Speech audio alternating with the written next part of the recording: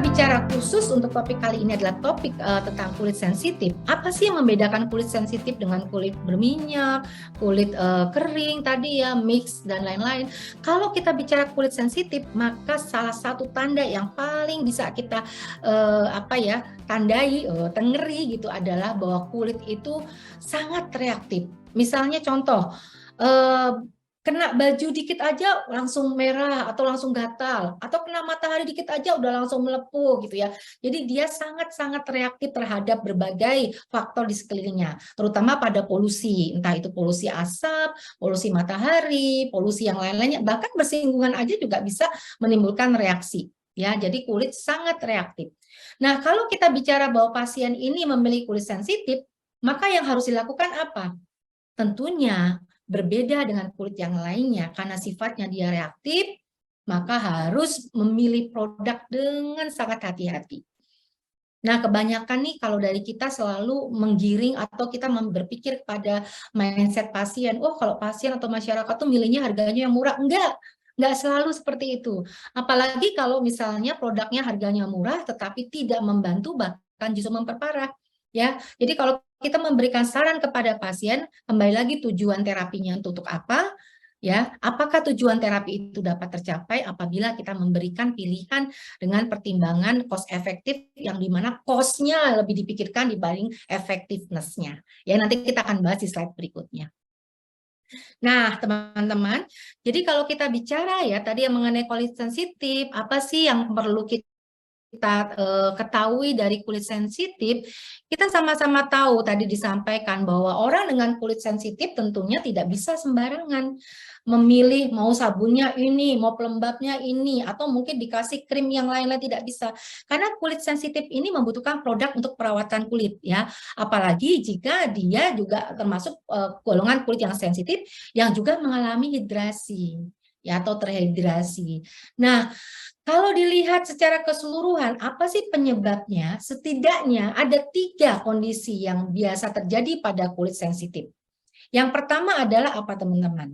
Biasanya paling besar yang pertama adalah pelindungnya yang tadi disampaikan. Pelindungnya itu terganggu, entah itu karena mungkin kita sering laser gitu ya, sering menipiskan kulit, kemudian sering melakukan peeling yang berlebihan gitu ya, pelindungnya terganggu.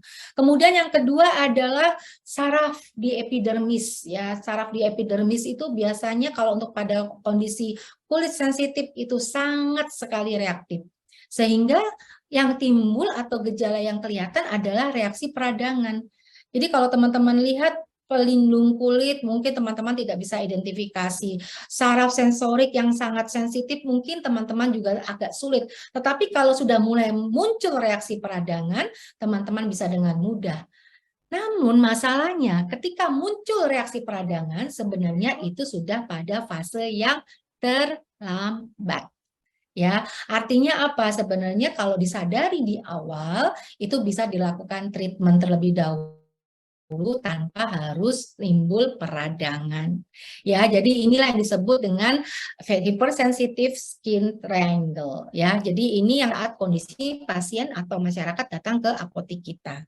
Nah, sebagian besar itu disebabkan karena memang tadi ya disampaikan tidak mampunya kulit mempertahankan air di dalam kulit gitu ya, sehingga apa tadi pelindungnya rusak, kemudian kulitnya pertahanan air yang ada juga tidak dapat dipertahankan, menguap sehingga menjadi gampang teriritasi dan lebih sensitif apabila terjadi stresor atau terjadi paparan ya. Oke, nah kalau gejalanya apa aja nih teman-teman? Kalau dilihat dari gejala yang ada, yang muncul pada pasien-pasien dengan kulit sensitif biasanya bervariasi. Ada yang gatal gitu ya, jadi nggak ada apa-apa tiba-tiba garuk-garuk gitu ya, entah pipi, entah tangan, entah apa, pokoknya gatal gitu.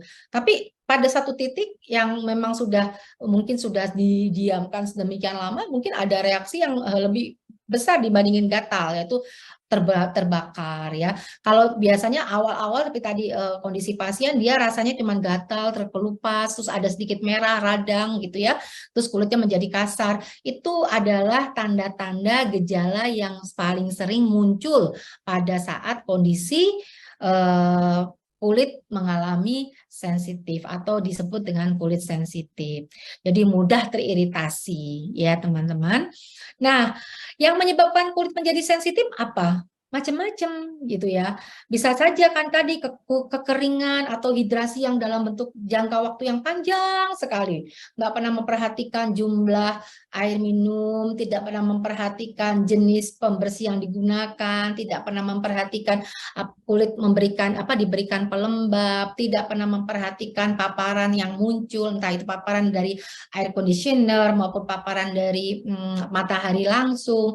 Nah, inilah yang bisa menyebabkan, dan kadang beberapa penyakit lainnya seperti urtikaria ya, dermatitis itu juga bisa menyebabkan terjadinya kulit sensitif. Ada lagi nggak? Ada. Salah satunya apa? Alergi. Nah, alergi ini juga yang paling respon yang paling muncul sering adalah pada kulit. Jadi kalau pada pasien-pasien rinitis alergi misalnya ya, rinitis alergi itu munculnya apa sih? Biasanya dermatitis atopik. Kalau bayi itu sering ya, teman-teman kalau misalnya minum susu gitu ya, kadang-kadang nggak ada apa-apa, nggak tahu ibunya, tiba-tiba ada merah di sini, merah di sini, merah di sini, anaknya rewel, gatal dan lain-lain. Ini disebabkan salah satu adalah alergi. Nah, kalau sudah sampai di sini, berarti teman-teman sudah harus mulai berpikir sediaan topikal yang bisa membantu untuk pasien sehingga bisa mengatasi permasalahan terkait dengan kulit sensitif.